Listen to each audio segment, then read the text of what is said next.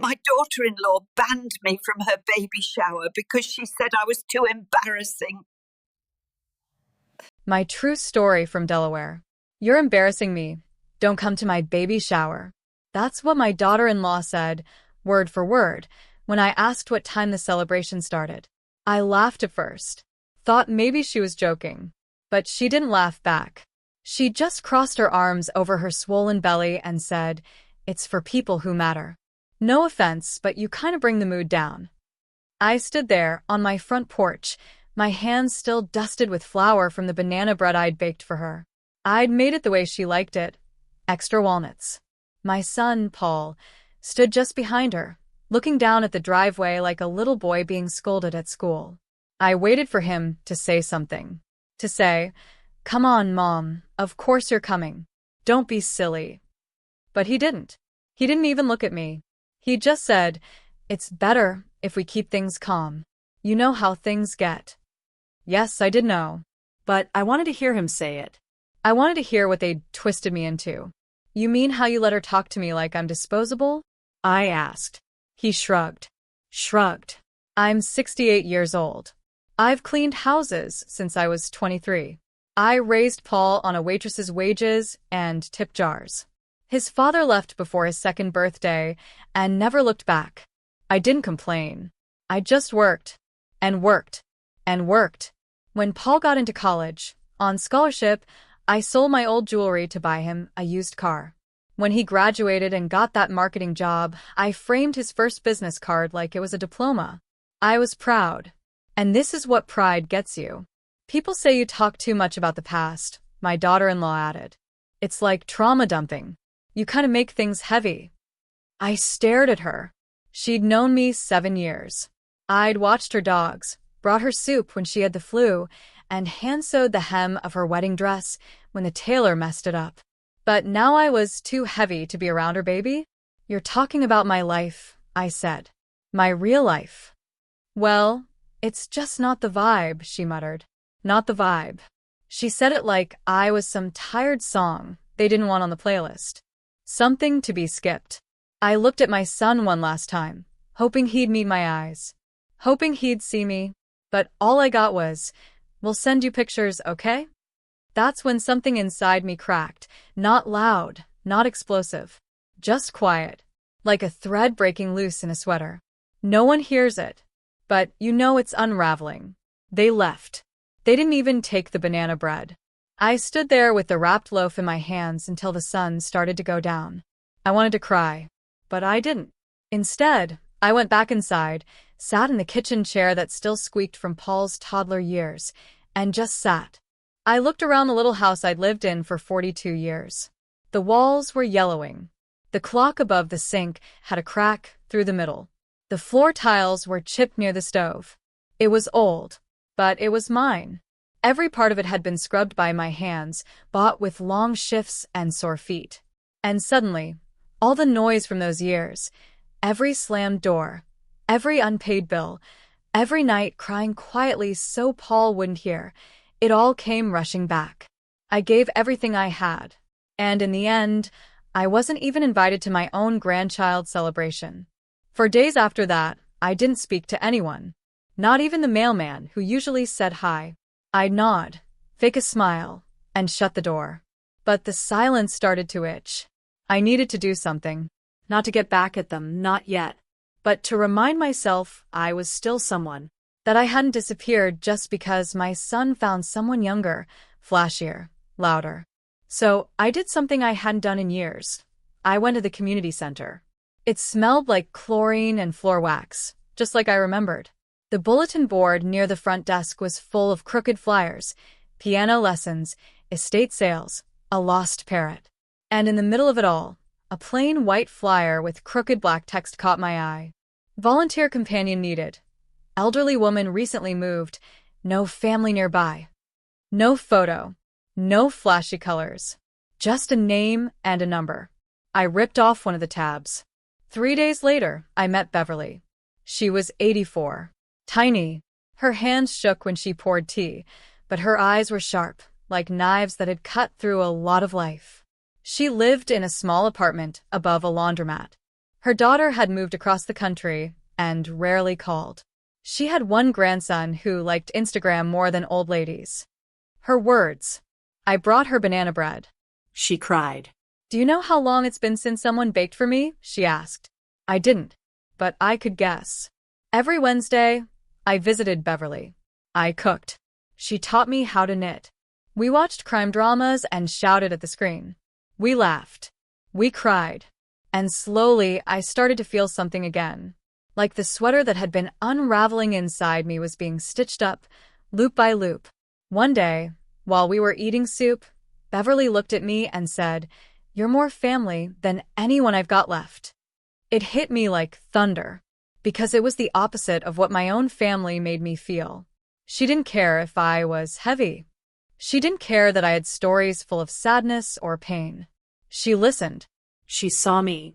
And the more I showed up for her, the less I missed people who didn't show up for me. Until one day, in the middle of slicing apples for pie, my phone lit up. It was a group photo from the baby shower. Everyone smiling. Confetti in the air. My son had his arm around his wife. Her family was there. Coworkers. Even neighbors from 2 blocks over. But not me. Not even a mention. And the worst part? They looked relieved. Like my absence had made the party easier. Smoother. More on brand. That night, I didn't sleep. I just kept staring at that photo, zooming in and out, trying to find any sign they'd missed me. But there was nothing. So I made a decision. I wasn't going to cry anymore. I wasn't going to beg for a seat at a table where they didn't want me. No, I was going to build my own damn table. One where people like Beverly had a place. One where no one was too embarrassing to be loved. And I'd do it quietly. But I promise you, when they came back, they would see exactly what they gave up. Because I was never the burden. I was the glue. And they were about to feel what it was like to be without me. The next morning, I opened all the windows in my house. It was chilly for spring, but I didn't care. I wanted the air to move. I wanted the dust to shift, the silence to be broken by something other than my own heartbeat. I pulled out every photo album I had, Paul's baby pictures, drawings he made me in 2nd grade, his high school graduation. I laid them all out on the dining table and stared at them until the images blurred. Then I took a box, and I packed every last photo away. Not to throw out, no. I'm still his mother. But I needed space.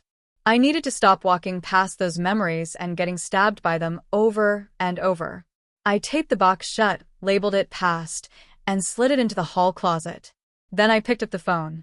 Hi, I told the receptionist at the community center. I was wondering if there were more people like Beverly. Turned out there were. A lot more. That same week, I signed up to be a volunteer companion for 2 more women, Marie, 75, and Janice, 80.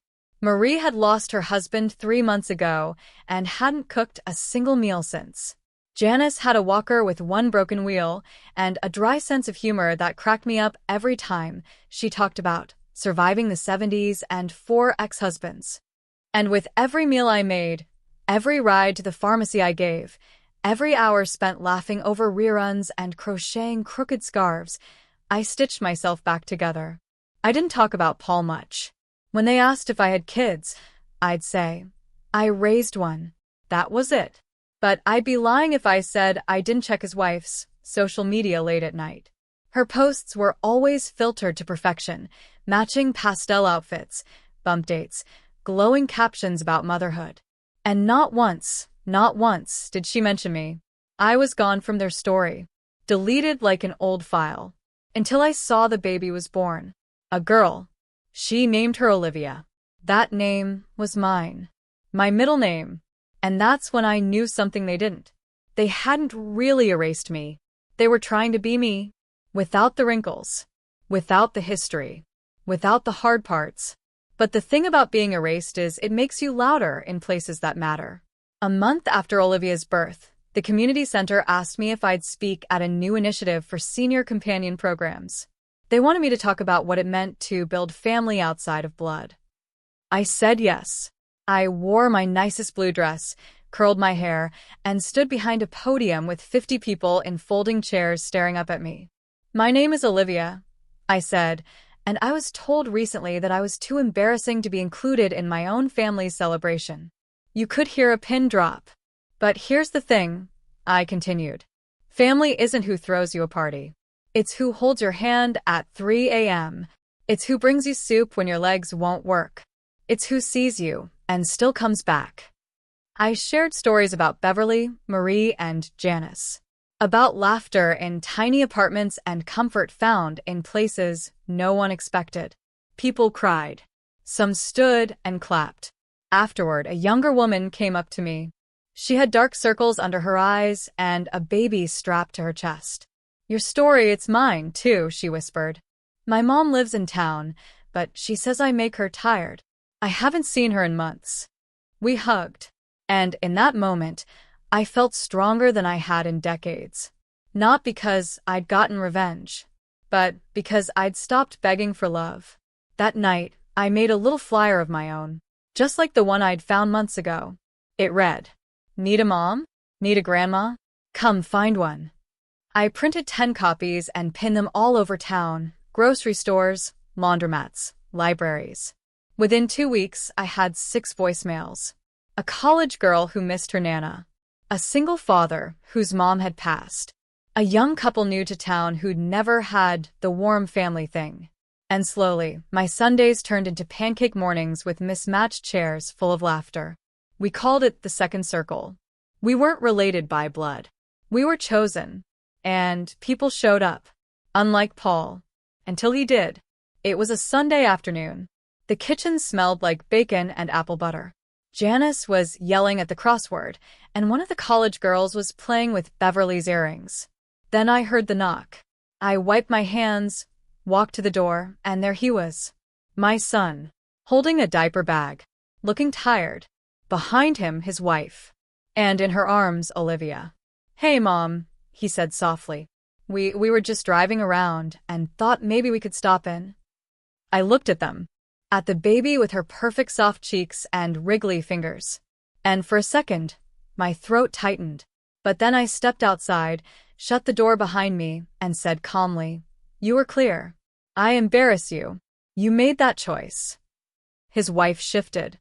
"I didn't mean it like that. It was hormones. Stress. I wasn't thinking." "You were thinking clearly enough to plan a party, exclude me, and smile for pictures," I replied. Paul's face crumpled. "I'm sorry, Mom. I really am. We were wrong. We thought we had time." "Time to what?" I asked. "To remember I exist? To decide if I'm acceptable enough to be seen in public?" He didn't answer.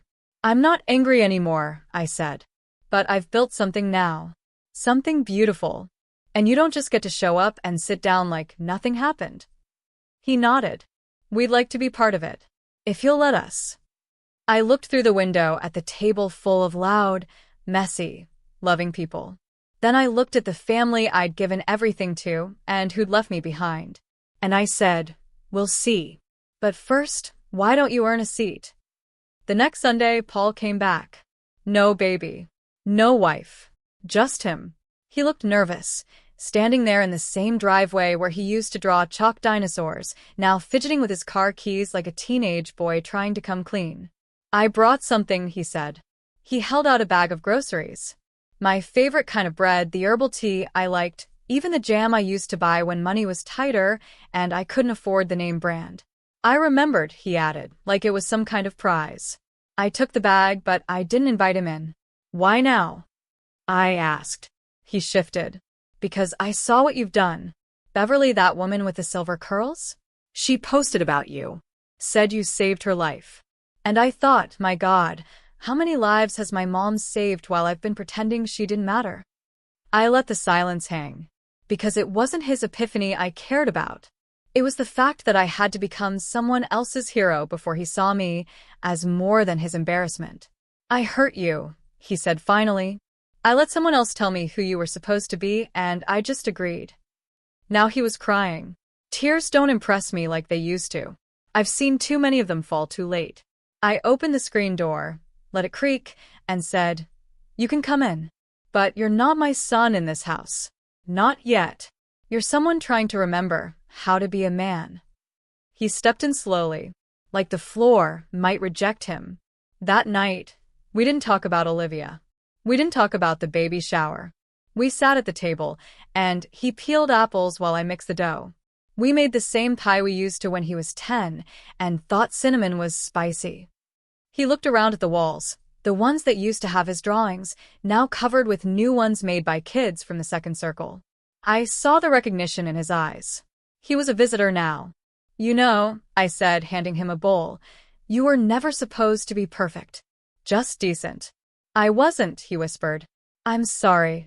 The apology didn't fix it, but it landed. Softly. After he left, Beverly called. "Did the prodigal son return?" she asked, always one for drama. "He's trying," I replied. "Well," she said, "make him mop something next time. That's how you know he's serious." The next Sunday, he showed up again. This time with Olivia. She was tiny, wrinkled, beautiful. Her hair stuck up in soft dark tufts, and she looked up at me like I was something she recognized from a dream. "Would you like to hold her?" he asked. I stared down at that child, that innocent baby who didn't ask to be born into any of this. And for the first time, I realized something. I hadn't lost everything. I had just made space for what mattered. I took Olivia in my arms. She smelled like milk and heaven. My heart cracked open all over again, not from pain, but from something warmer. Hope. "I'm not your babysitter," I said to Paul. "I know, and I won't be forgotten again." "You won't," he promised. But promises are wind until they're bricks. So I waited. Over the next few weeks, they came by more often. Sometimes for dinner. Sometimes just to say hello. But I still kept my Sundays sacred. That table was still full of people who had never once made me feel like too much or too little. People who knew that even grandmothers have breaking points. And revenge doesn't always look like fire and fury. Sometimes it looks like peace. Like laughter in a kitchen they weren't invited to. One day, my daughter-in-law showed up unannounced. She held a bouquet of peonies. Her smile was thin, practiced. "I just wanted to say thank you," she began, "for everything you've done for Paul and Olivia, and for letting us come back." I leaned on the doorframe. "You made it clear how you felt," I replied. "You said I was embarrassing, that I made things heavy." "I didn't mean." "You did." She swallowed. "I was wrong." Yes. "You were." I didn't invite her in. Not that day. Respect isn't just given. It's earned. And I was tired of offering forgiveness like free samples. Still, I let her stand there. Let her stew, in that moment, the same way I'd stood on my porch holding banana bread while they turned away. What goes around doesn't always crash back violently. Sometimes it circles slow, quiet, until it lands softly, and you realize it's already too late. But I was still alive. And I wasn't finished yet. Because I'd just gotten an idea, one that would bring this full circle in a way they'd never forget. And it started with a party. A real one. I started planning the party the same week Paul's wife came with those flowers. Not out of pettiness. Out of purpose. See, I spent so long waiting for someone to invite me somewhere that I forgot what it felt like to do the inviting. Not for obligation. Not because I was mom or grandma or anything else someone needed, but because I wanted to gather joy around my own table. This time, though, I wasn't inviting family by blood. I was inviting the people who showed up when I was left out in the cold. I called it the chosen family supper. I handwrote each invitation on cardstock I bought at the dollar store. Decorated them with pressed flowers from my garden. Inside I wrote, "You saved me without knowing. Now come eat like you belong." I mailed them. Dropped a few off in mail slots. Hand-delivered one to Janice, who clutched it like it was a wedding invite. "Does this mean I have to wear a bra?" she asked. "Only if you want to sit near the pie," I said. We laughed until we cried. I cooked for 3 days straight. Fried chicken. Sweet potato casserole. My mother's molasses bread. Beverly made her famous deviled eggs. Marie brought her green beans with bacon. Even the college girls baked cookies burnt on the bottom but made with love. I strung fairy lights across my tiny backyard. Borrowed folding chairs from the community center. pulled out the floral tablecloth I'd been saving for special occasions. This was it. When Sunday came, I was already in my apron and slippers by 9 a.m., humming along to Ella Fitzgerald while stirring the sweet tea. And one by one, they came. All of them. Not a single person canceled. Even Mrs. Dobbins from across the street showed up with her oxygen tank and a Jell-O mold. There were hugs, laughter, stories that stretched across decades. Janice stood on a crate to give a toast and nearly fell off before yelling, "You're all lucky to know a woman like Olivia." And for the first time in years, I didn't feel like a ghost walking through someone else's joy. I was hosting it. Halfway through the evening, someone asked for a photo. So we lined up. All 20 of us, cramped and giggling. I stood in the middle, arms around two of the college girls, with Beverly in her sun hat holding a chicken drumstick like a trophy. Someone posted it online, just for fun. Real family isn't blood. It's banana bread, folding chairs, and a woman who reminds you who you are. That's all the caption said. Within 48 hours, it had over 10,000 likes. I didn't even know what going viral meant until one of the girls explained it. "You're trending, Olivia," she said, spinning her phone toward me. There were comments from people saying they wished they had a grandma like me. Others shared their own stories, being cut off, forgotten, pushed away by their families. I read every single one, and I replied to as many as I could, because I knew what that silence felt like. But I also knew it didn't have to be permanent. The next week, a local paper reached out, wanted to feature our chosen family supper in a weekend story. I said yes. We posed again, this time with matching aprons and messy hair and pie stains on our sleeves. They called the article, "The Grandma Everyone Wishes They Had." And somewhere in the background of all that, between all the joy and cookies and interviews, I started to notice something. Paul had gone quiet again. No Sunday visits. No baby pictures. Not a peep. I wasn't surprised. It's hard to share the spotlight with someone you once told to sit in the shadows. But I wasn't going to chase him. Not anymore. He was watching, though. I could tell. Because that same photo from the party, I saw it show up on his wife's page. Reposted. No credit. Just a vague caption. Family goals, red heart. The same woman who said I was too embarrassing to be seen with was now trying to claim me again. As if this version of me, the internet grandma, the one strangers now adored, was finally acceptable, marketable, even. And I saw it coming. The pivot, the apology tour, the attempt to rewrite the narrative. What she didn't know was I'd already written my ending. And she wasn't the one holding the pen. So when she showed up again, this time in full makeup, with Olivia in matching shoes and a pink hair bow, I knew exactly what she was about to do. "I thought maybe we could all have dinner together," she said, sweet as icing. I looked her straight in the eye. "Who's we?" I asked. "You, me, Paul, the baby, everyone." "You're kind of famous now," she added, like it was a compliment. I let that sit in the air. "I wasn't famous when you called me a burden," I said softly. And that's when I needed family the most. Her smile slipped just slightly. "I think it's time we rebuild," she said. "No," I said. "It's time you rebuild. I've already done my part." She blinked. I gently reached out and adjusted Olivia's little sock that was falling off. Then I smiled. "Take care of her. Love her the right way. And maybe one day she'll invite you to her own table." She didn't reply. She just turned and left. No shouting. No slamming doors. Just the quiet realization that you don't get to shame someone and still benefit from their light. I watched her walk away, her footsteps quickening. And I felt it again. Not revenge. Justice. Earned. Lived. Served. And there was still more to come. Because the world had only seen a slice of the story.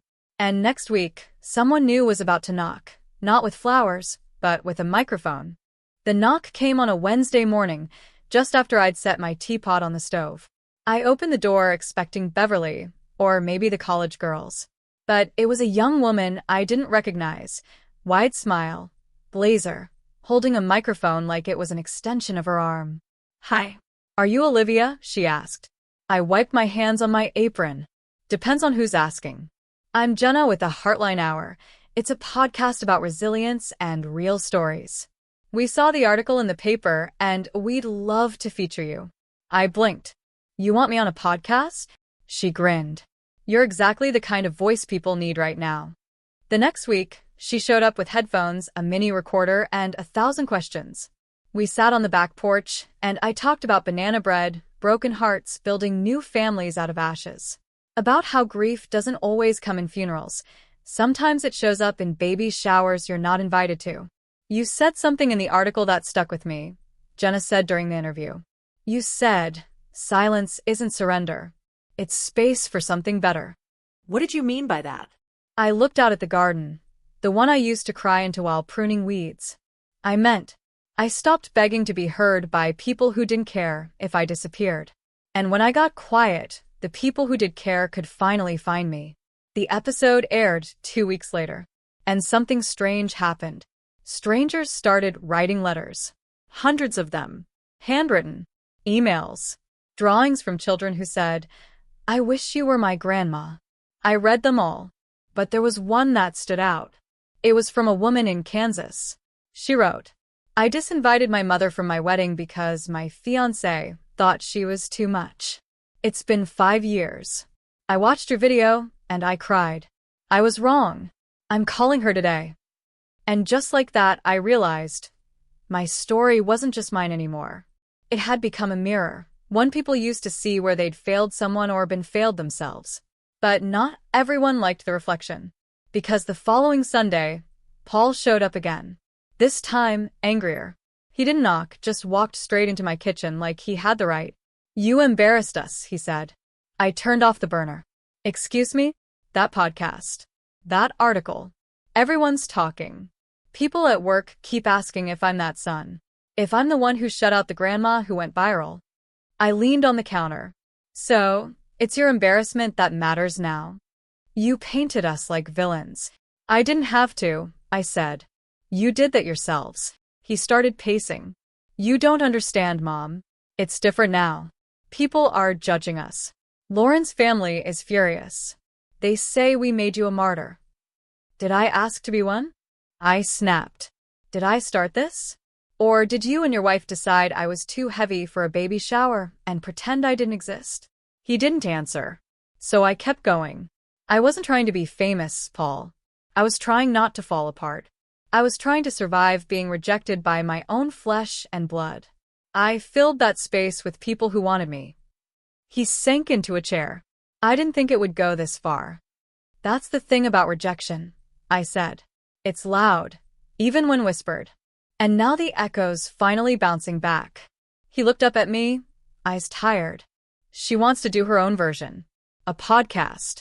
A blog. She says we need to shape the narrative. I felt something bitter rise in my throat. A laugh. Cold. So now I'm a brand, I said. Your embarrassment turned success is just something else for you to hijack. He looked away. You're not invited anymore, I told him quietly. To Sunday dinners. To this house. Not until you remember what it means to sit at a table with love, not strategy. His voice cracked. But what about Olivia? I stared at him. I'll always love that baby. But I won't let her see me disrespected by her own parents. He nodded. Slowly. Then stood and left. No argument. Just silence. The kind that follows when someone realizes they've lost the one thing they never thought could leave. Later that night, I got a message request on social media. It was from Lauren, my daughter-in-law. It said, since you're so popular now, maybe you'd like to be part of our parenting brand. We're thinking generations of grace. You'd be the wise elder. Let's talk. I didn't respond. I just screenshotted it. Saved it. Because the world would see the truth soon enough. Not through my words, but through hers. I wasn't done yet. I hadn't even started. 2 days after Lauren sent that message about turning me into the wise elder for her parenting brand, she showed up on my porch. She was wearing pastel pink, all coordinated, as usual, baby Olivia strapped to her chest, and a little ring light tucked under her arm. Hi, Olivia, she beamed, like nothing had ever happened. I thought we could do a quick video together. Something warm. Just you and me and the baby. Real connection. It'll go viral. I stepped out and closed the door behind me. No, I said. She blinked. No. I'm not your storyline, I told her. You didn't want me when I was just a tired old woman with calloused hands and grief in my voice. You wanted me once strangers started clapping. She took a breath. Tried to look wounded. That's not fair. People grow. People also scheme, I said. And I know the difference. She stepped closer. You don't understand. We're trying to fix this. This could be so good for our brand. You could have real influence, Grandma. That word, grandma, hit different coming from her. It didn't sound like love. It sounded like a hook. A job title. I'm not for sale, I replied. She opened her mouth to argue, but I held up a hand. I gave you chances before. I asked for kindness, for inclusion, for a seat at your table. And you laughed in my face. You said I made things too heavy. You disinvited me from your baby shower, and now you want to fill me like some cute accessory. Her cheeks flushed. You can rebrand all you want, I said softly. But I remember exactly how you made me feel. And I won't forget it just because the lighting is better now. She glanced down at Olivia. Don't do this, she whispered. Don't punish her for our mistakes. I looked at my granddaughter, sleeping soundly against her mother's chest. She didn't ask for any of this. And I'd never blame her for it. But I also wouldn't let her see me compromise my dignity just to stay in her orbit. I won't punish her, I said. But I will protect myself. Lauren looked stunned. Like she'd expected me to cave the moment a baby was in sight. But the thing is, being a grandmother doesn't mean sacrificing who you are. It means modeling it so the little ones watching know how to love themselves. She left without filming, without even saying goodbye. That night, I called Jenna from the podcast. I have something more to say, I told her. I'm listening, she said. We did a follow-up episode, this time not about rejection, but about boundaries. About how the same people who shame you for being too much will try to profit off your healing if they think it's popular. I spoke clearly, calmly, truthfully. The episode went bigger than the first. More letters poured in. From mothers cut off from weddings. From grandmothers banned from birthday parties. From people who thought they were alone and realized they were part of something bigger. Then came the email. From a nonprofit. They wanted to recognize me with a Community Heart Award for building intergenerational support networks. I stared at the screen for a long time. Me. Olivia. A woman who was once told not to come because I embarrassed people. I accepted. They asked me to bring someone to speak about the impact I'd had on their life. Without hesitation, I chose Beverly. She saved me, Beverly said at the ceremony. I used to sit in my apartment waiting for my days to end. Then Olivia walked in with banana bread and the stubbornness of 10 women. I didn't find a friend. I found a lifeline. The room clapped. Some stood. I held the little glass heart trophy in my palm, feeling its weight. That's when I saw them in the crowd. Paul. Lauren. And baby Olivia, in her little yellow dress. They weren't clapping. They were watching. Jealous. Awkward. Unsure how to stand in the room of a woman they'd once cast aside. And when they saw that I hadn't mentioned them, not once, the truth finally hit. I didn't need their validation. They needed mine. Later that evening, I stood near the refreshment table when Lauren approached again. This time no cameras. No fake smiles. Just her eyes wide and small.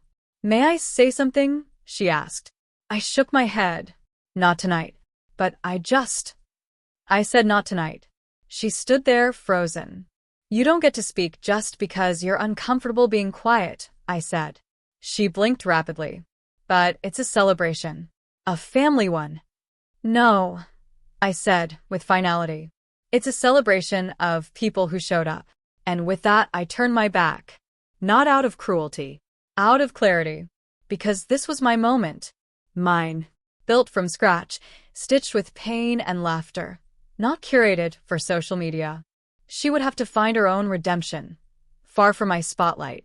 And for once, I didn't feel guilty for closing the door, because I'd spent too long waiting on doorsteps of people who never planned to let me in. Now, I was building homes, and if they wanted to enter, they'd need to learn how to knock. 2 weeks after the award ceremony, I got another email. This one was from a parenting podcast called Roots and Wings, hosted by 2 therapists, both mothers, with a huge following across the country. They wanted me on their next episode. The theme? What grandmothers know, and what parents forget. They said my story resonated because I didn't just survive rejection. I created a new definition of family. They wanted to hear about the second circle, the Sunday dinners, the banana bread, the lines I'd drawn in the sand, and why. I said yes. We recorded over video. They were both young, warm, professional. One of them wiped her eyes halfway through the conversation. "Olivia," she said, "I've never heard someone speak about dignity the way you just did."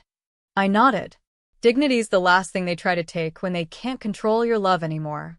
They asked me what I'd say to a grandmother out there right now who is sitting alone at home, watching her phone, waiting for a text that never came.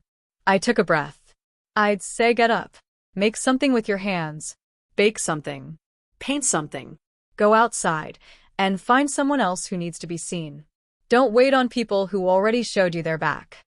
The episode aired the following Monday. By Tuesday, my phone wouldn't stop buzzing. Emails. Messages. Strangers from Texas, Ohio, Michigan. "You're the voice I needed. I sat at my daughter's baby shower and felt invisible. You made me feel human again. You reminded me I'm still someone." And then the one that made me cry. "You don't know me, but I left my mother out of my life for years. After hearing your story, I drove to her house today. She was sitting alone with soup on the stove. I hugged her. Thank you for pushing me to fix it before it was too late." That one stayed in my heart. I wasn't just healing myself anymore. I was helping other people pick up the broken pieces in their own homes. But not everyone was celebrating. The more visible I became, the more uncomfortable Paul and Lauren seemed to grow. I found out they had tried to pitch their own story to the podcast about healing generational gaps. They were politely declined. The producers told me in confidence. It felt too scripted. Like they wanted to rewrite what happened without owning it. I wasn't surprised. What shocked me was the email I got 2 days later. From Paul. It was short. "I'm sorry I let her talk you out of the baby shower. Truth is, I was ashamed. Not of you, of myself. I was never strong like you. I just wanted things to look perfect. You didn't fit that, because you were too real. I didn't know how to stand next to that kind of strength. And I'm sorry. Deeply. I miss you, Mom." I read that email 4 times.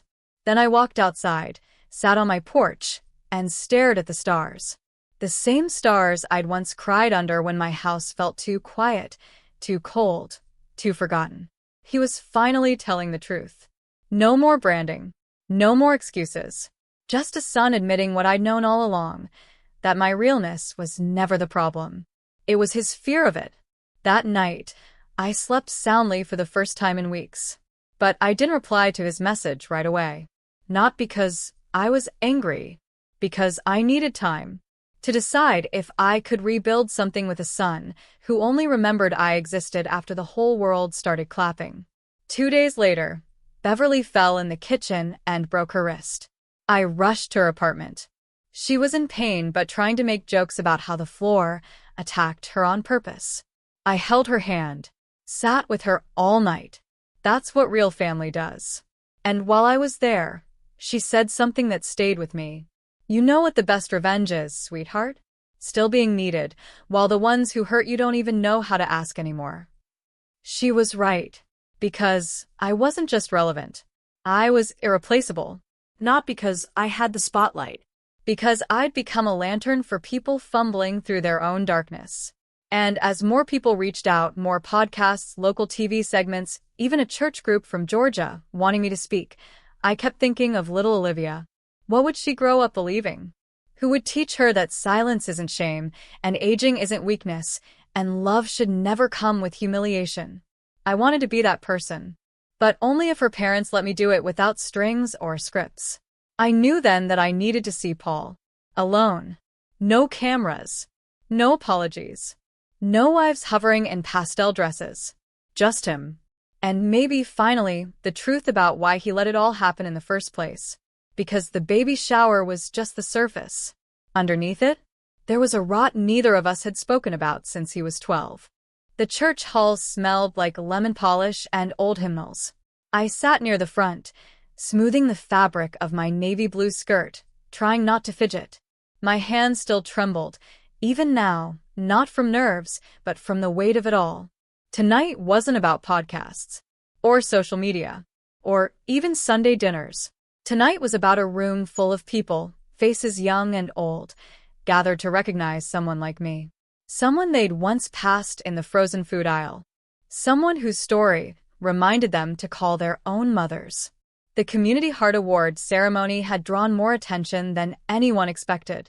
Local news crews, teachers, parents, former strangers who now called me Mama O. The folding chairs filled up fast. A banner stretched across the pulpit. Where love is chosen, not inherited. That was my line. The same one I'd said to Jenna on the podcast. The same one people had started quoting on posters, cards, even t-shirts. It still didn't feel real. I sat between Beverly, her cast wrapped in crocheted yarn flowers, and little Amanda, one of the college girls who now visited me every Sunday and sometimes even on Tuesdays when she felt homesick. The mayor took the stage, said some words about unity, resilience, and the way one grandmother's voice lit up a nation. I didn't hear most of it. I was watching the side door, because I knew Paul would come. And sure enough, he did. Late. Standing awkwardly in the back, holding Olivia against his chest. No Lauren this time. Just him, pale and stiff like someone entering church for the first time in years. I turned back toward the stage and listened as the mayor read off my name. They asked me to speak. I stood slowly. The applause came like a soft wave. I walked up with my head held high, heart loud in my chest. I was told once that I made things too heavy. I began. That my stories weren't fit for celebrations. That I embarrassed the people who were supposed to love me. The room hushed. But here's what I've learned. If someone tells you your truth is too loud, it's usually because they're scared of how it echoes. I don't regret a single story I've told. Not one ache. Not one scar. Because those things made me, and they might just save someone else. I paused, looked out over the crowd, and then, from the back of the room, "May I say something?" It was Lauren. She had slipped in during the speech, holding a bouquet of white roses. Her voice trembled. I gripped the edges of the podium. "No," I said. Calm. Strong. Final. Murmurs rippled. The mayor shifted, unsure what to do. "I just wanted," she tried again. But I cut her off. "This isn't your microphone. You've had plenty of chances to speak. You used your voice to silence mine. You don't get to rewrite that now because the world decided I'm worth listening to." The room went still. Paul stepped forward, gently reached out, and touched Lauren's arm. She resisted at first, then slowly let him guide her back toward the exit. The door closed behind them. I turned back to the crowd. "Some people will only love you in private," I said. "They want your warmth when no one's watching, but hide you when the lights come on. Let them go." I stepped down from the podium. The applause didn't roar. It swelled, like something sacred. Afterward, people hugged me. Beverly cried. Amanda said she'd never let her mother talk down to her again. And then I saw Paul, outside, sitting on the church steps with Olivia asleep in his arms. He didn't look up when I approached. "She thought it'd be her moment," he said softly. "She still doesn't get it." "No," I replied. "She doesn't." He looked up. "But I do. At least I'm trying." I sat beside him. The stars were bright. "I was afraid of your story, Mom," he said. "I thought it made me look weak. Like I came from something broken." "You did," I replied. "We both did. But we also survived it." He turned Olivia gently, so I could see her sleeping face. "I want her to know all of it. The truth. Even the hard parts." "Then start by telling her what you did," I said. He swallowed. "She won't hate me?" "She might. For a while. But then she'll understand. That shame only grows when you hide it. And courage isn't pretending you were perfect, it's owning that you weren't. He nodded slowly. The doors behind us opened again. People began spilling out, hugging, chatting, congratulating each other like it was a family reunion they didn't know they needed. But the best part? They didn't crowd me. They just looked over and smiled, like they knew I had something more to say. Not to them. To myself. To the version of me who once stood on her porch with banana bread in her hands and no one left to feed it to. She was gone now. In her place, a woman who chose herself and was finally being chosen in return. But I still hadn't heard everything, because Paul had one more truth to share. Something buried deep, under years of silence and misunderstanding. Something that would make me see the past in a way I never had. Something that would explain why he always looked away when I cried. The church had emptied. The folding chairs were stacked, the lights inside dimmed to gold, and the last guests had hugged me goodbye under the stars. But Paul and I still sat on those stone steps, the air crisp with spring chill, Olivia sleeping softly between us. There was a pause, long, quiet, the kind that hangs heavy, like a door just barely cracked open. Then Paul cleared his throat. "There's something I need to tell you, Mom." I didn't speak. I waited. He looked down at Olivia, brushing her tiny cheek with one fingertip. "I think I spent most of my life trying not to become like you. That stung more than it should have. But I didn't flinch." He went on. "Not because you weren't good, but because you hurt. All the time. And when I was little, I thought that if I just stayed quiet and perfect, I could make the hurt go away. You cried at night, and I'd cover my ears. You worked double shifts, and I'd clean my room and wait up, just hoping that one night you'd smile without it looking forced. I tried," I whispered. "I really did." "I know. That's the thing. You never gave up, not once. But you were always tired, always worried. You'd count coins at the kitchen table like they were sacred. And every time the phone rang, you'd flinch, like it might be someone with bad news. I watched all of it. I didn't know you remembered those things." He nodded. "I remember everything. Like the time I asked why Dad never called. You said, 'Some people leave because they don't know how to stay.' I didn't understand it then. I just thought if I was better, louder, happier, maybe he'd come back. And maybe you'd stop hurting." Tears prickled at the corners of my eyes, but I kept still. Strong. He looked at me, his voice shaking. "So when Lauren came into my life, and everything was light and happy and filtered, I thought, this is it. This is the life I was supposed to have." She didn't cry after dinner. She didn't sit up at night praying the rent check wouldn't bounce. I thought that maybe, if I just followed her lead, I could finally escape that old heaviness. "And I became part of the past you wanted to run from," I said. "Yes." That truth, simple and brutal, landed like a stone in my chest. "But that's the thing," he continued. "You are the reason I survived. I just didn't want to look at what you'd sacrificed because it made me feel guilty. I was ashamed. Ashamed of how poor we were. Ashamed I couldn't fix it. Ashamed I never told you thank you for the nights you went hungry just so I could eat. I never wanted you to feel that way," I whispered. "I know. But feelings aren't logical. I was a boy trying to make sense of things too big for me.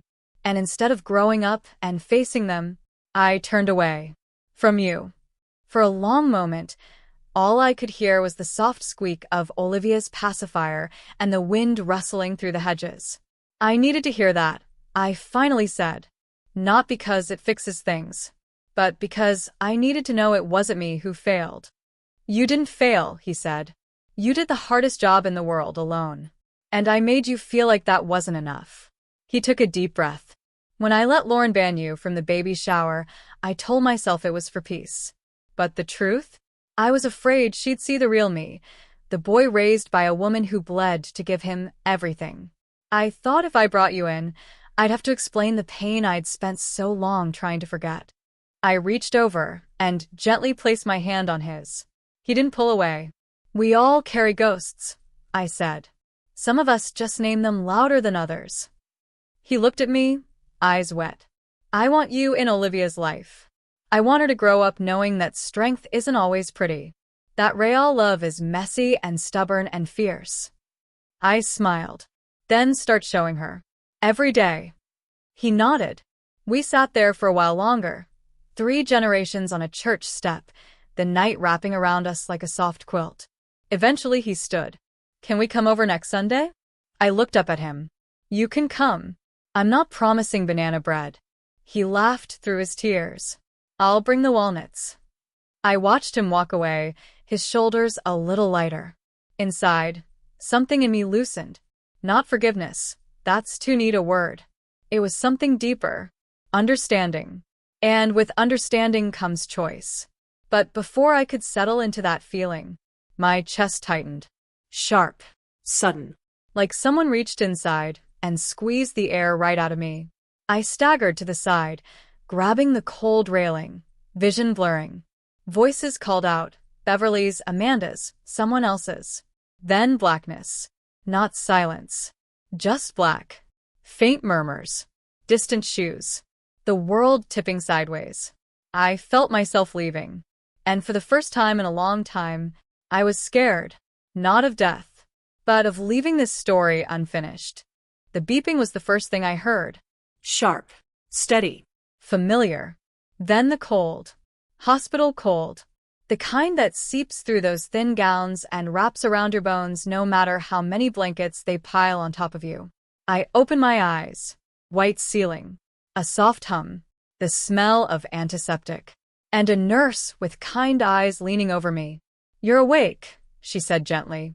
You gave everyone quite the scare. I tried to speak, but my throat was dry. She offered me ice chips. I nodded slowly, my mind catching up to my body. What happened? I whispered. You collapsed. Outside the church. She paused. Mild heart arrhythmia. Dehydration. Stress, most likely. But we're running more tests. Stress. The irony. I survived years of single motherhood, broken plumbing, and overdue bills. Survived loneliness, disappointment, shame, only to be taken down by stress right after getting an award for surviving all that. Figures.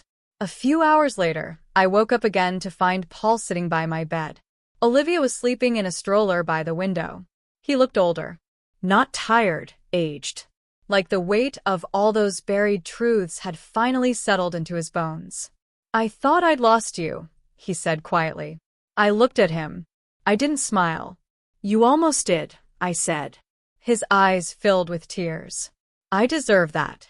You deserve honesty. That's what you said last time. You wanted Olivia to know the truth. Well, this is it. One day, she might stand by a hospital bed and wonder if she did enough. Wonder if she listened when it mattered. He swallowed hard. I'm here now, he said. Being here when someone's hooked up to monitors is easy, I replied. It's being there when they're standing on a porch with banana bread and grief in their chest that counts. He didn't argue. That was progress. Over the next few days, people came in shifts. Beverly with homemade soup. Amanda with a blanket she knitted herself. Too short and lopsided, but perfect. Marie came just to sit silently and hold my hand while we watched birds outside the window. The second circle. My people. The ones who didn't need a spotlight to show up. Paul stayed too. Quietly. Every day. He held Olivia in the corner and watched the way others doted on me. I saw something flicker in his eyes. Not jealousy, but humility. He finally understood what it meant to earn a seat at my table. On the 4th day, the doctor came in with a chart and a clipboard full of information I didn't really care about. But one line stuck. You're going to need rest. Real rest. No stress, no exertion. And you'll have to make some changes. Boundaries. That word again. Boundaries. I'd built so many lately, around my heart, my home, my time. But now I had to build them inside my body too. Paul and I sat alone after the doctor left. I can help, he offered. At the house. With errands. Cooking. Even Sunday dinners. I looked at him. Why? He paused. Because I owe you. No, I said firmly. That's not why you help someone. That's guilt. I don't want your guilt, Paul. I want your presence. I want your effort. And only if it's real. He nodded slowly. I can try. I turned my head to look at Olivia. She was staring at me now, eyes wide, curious, innocent. Your daughter will learn how to treat elders by watching how you treat me, I said softly. So choose wisely. She's always watching.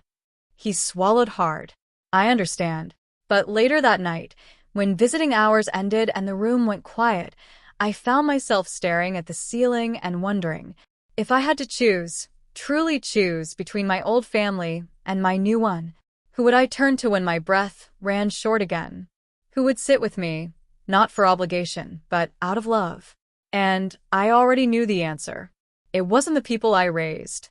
It was the people who showed up when no one else did. That truth was sharp. It hurt, But it was honest. and with honesty comes peace. Still, there was something unfinished between Paul and me. A moment that hadn't yet arrived. One that would test whether his words held weight, or were just apologies dressed up in flowers and good timing. And it came sooner than I expected. On the morning of my discharge, the nurse wheeled me down the hall while Paul carried my bag. We passed a young woman crying in the waiting room, Alone. holding her phone like it was the only thing keeping her upright. Something about her made me pause. When we stepped outside, I turned to Paul. Did you see that girl? He nodded. Yeah. Thinks she needs someone? He looked at me carefully. Then, softly, maybe she needs you. I smiled. Because he finally got it. Being a mother, a grandmother, isn't something you retire from. It's not bound by blood or baby showers or whose last name gets passed down. It's in your marrow. And I wasn't done yet. But the real test was still coming. Because when you survive heartbreak and betrayal, peace is the reward. But when peace is threatened again, that's when you learn what kind of legacy you've really built. I came home to the smell of lavender and lemon. Beverly had snuck in with Amanda and Marie while I was still in the hospital. They'd scrubbed every corner, changed the sheets, stocked the fridge with soups and casseroles. There were flowers by the sink, a handmade "Welcome Home, Olivia" sign taped crooked on the pantry door, and a note that read, "We're not blood, but we bleed for you. Love, your circle." I sat down in my favorite chair, the one that still creaked when I shifted, and finally let the tears fall. Not from sadness. Not from fear. From belonging. I had been loved before. But this was being cherished. Paul came by that evening. No Lauren. Just him and Olivia, bundled up in a soft yellow sweater. He didn't come with speeches or gifts. Just groceries in one arm and the baby in the other. He moved around the kitchen like he remembered it. Put the kettle on. Took out 2 mugs. Found the honey in the top cabinet. It was quiet. Easy. When the tea was ready, he handed me my cup and sat down across from me. "Lauren's moving back in with her mother," he said. For a while. I didn't react. I just sipped. She said she doesn't recognize me anymore. That I've changed. I looked at him carefully. "Have you?" He met my eyes. "I think I'm finally becoming someone. Not pretending. Not chasing someone else's idea of what a good life looks like." I nodded. "That'll make people uncomfortable." He smiled faintly. Yeah. "I've noticed." We didn't talk much more that night. He fed Olivia while I watched. The sun dipped behind the trees. The streetlights blinked on. It felt almost like old times, except this time, I wasn't the one carrying the weight alone. 2 weeks passed. Sunday dinners returned. Not exactly as before, but with new clarity. People came. Laughed. Ate. Sometimes Paul came. Sometimes he didn't. But when he did, he stayed late to wash the dishes and never once looked at his phone under the table. And Olivia? She became the darling of the second circle. She'd crawl from lap to lap, cheeks rosy, hair wild, babbling at everyone like she was running for office. Amanda crocheted her a tiny hat shaped like a strawberry. Marie insisted on bringing her a new thrift store toy every week. Even Beverly, with her healing wrist, managed to sew her a blanket from old t-shirts. It wasn't the family I imagined I'd have in my 60s. but it was mine. One Sunday, after everyone had left and the dishes were drying in the rack, Paul stayed behind. "I've been thinking," he said, fidgeting with his sleeves. "About what you said. About Olivia watching me." I listened. I don't want her to grow up thinking it's okay to discard people. Or to treat love like something earned only when convenient. "Good," I said. "I want her to know where she comes from. Not the filtered version. The real story. With all the pain. All the strength." I raised an eyebrow. "You ready for that?" He nodded. "I was hoping you'd help me tell her." How? He took a deep breath. "I'm writing a book." That caught me off guard. "A book?" "A memoir," he said. "Not mine. Yours." I stared at him. "I want to write your story. All of it. From your voice. Not for profit. Not for followers. For Olivia. So she knows who her grandmother really is. And one day, when I'm gone, she'll still have your words." I didn't speak for a long moment. He went on, nervous. "You don't have to say yes. But I think it's time I used what I'm good at, storytelling, to honor something instead of editing it out." I stood up, walked to the cabinet, and pulled out the old biscuit tin where I kept everything I couldn't let go: letters, recipes, Paul's childhood drawings. I set it on the table between us. "If you're going to tell my story," I said, "you start here." He opened the tin. His hands trembled as he picked up a photo, me at 23, holding baby Paul in a thrift store rocking chair. "You were so young," he whispered. "I was terrified," I said. But I held on. "That's the only reason we're both still here." He nodded, eyes misty. And in that moment, the roles shifted. I was still the mother, but he was becoming a man I could finally lean on. That night, I stood by the window after they'd gone, looked out at the garden, at the table that had once been so empty and now overflowed. I had forgiven him. Not all at once. Not like flipping a switch. But piece by piece. Action by action. Not because he was my son, but because he finally saw me. Really saw me. And he chose me. That was the difference. You don't heal by dragging people back who left you. You heal when they return changed, and you can recognize that change. But I still had something to say. Not just to Paul. To every person who'd ever been told they were too much. Too loud. Too emotional. Too broken. And I was going to say it. One last time. I sat at my kitchen table with a mug of chamomile tea, the same kind I used to drink late at night when the house was cold and silent, and I wasn't sure if I could make it one more day. But this time, the house wasn't silent. Laughter drifted in from the backyard. Amanda showing Olivia how to blow bubbles, Beverly yelling at the wind for knocking over her knitting basket, and Paul chuckling in that low, genuine way he used to before the world convinced him he had to prove something. The windows were open. The breeze smelled like honeysuckle. And for once, I didn't feel like I was watching life from behind the glass. I was inside it, living it. The quiet revenge I never planned had bloomed into something bigger than I ever imagined. I didn't humiliate anyone. I didn't scream.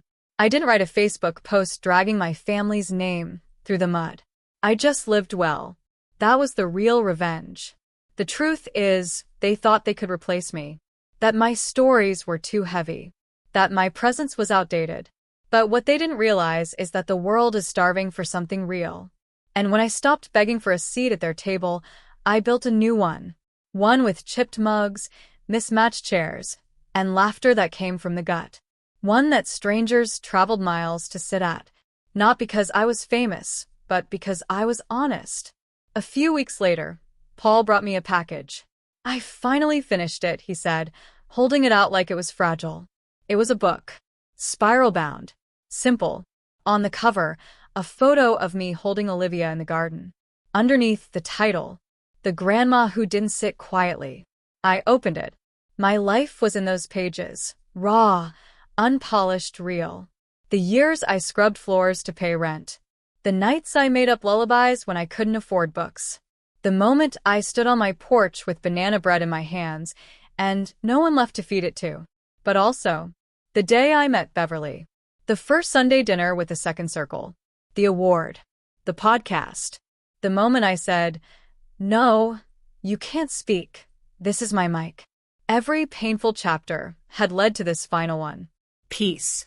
Not the kind wrapped in forgiveness that expects you to forget. The kind you earn when you stop chasing and start choosing. I closed the book and looked at Paul. "You wrote this for Olivia?" I said. He nodded. "And for me?" I smiled. "Then promise me something. Anything. When she's old enough to read it, don't edit a word." He swallowed. "I promise. Because she needs to know that women like me exist. Women who were silenced, erased, insulted, and still found a way to stand tall, even when no one was clapping. Women who loved without applause. And finally learned to love themselves enough to walk away from anyone who didn't know their worth." That Sunday, as the sun dipped low and people gathered around the table with casseroles and crooked pies, Beverly made a toast. To Olivia, she said. Little Olivia, now toddling with unsteady feet, clapped and squealed. I raised my glass and added softly, to the day she realizes her name came from someone who never gave up. The table erupted in cheers. And for a moment, I looked around and saw everything clearly. This was never about revenge the way people think it is. It wasn't about punishing Paul or humiliating Lauren. It was about reclaiming something that had been slowly stolen from me my whole life. My dignity. My place. My voice. And I took it back. Quietly. Fiercely. Entirely. So if you've ever been told you're too much, too emotional, too difficult, too embarrassing, hear me now. You're not too much. You are just enough for the people who deserve you. Silence is not surrender. And age does not mean weakness. We don't stop being people just because others forget how to treat us like one. So build your table. Find your people. And don't ever dim your story for anyone else's comfort. If my story spoke to your heart, if you've ever sat alone waiting for someone to remember you, don't stay silent. Share it. And if you're still standing, even after they tried to break you, subscribe. Because your voice deserves to be heard. Thank you for sitting at my table.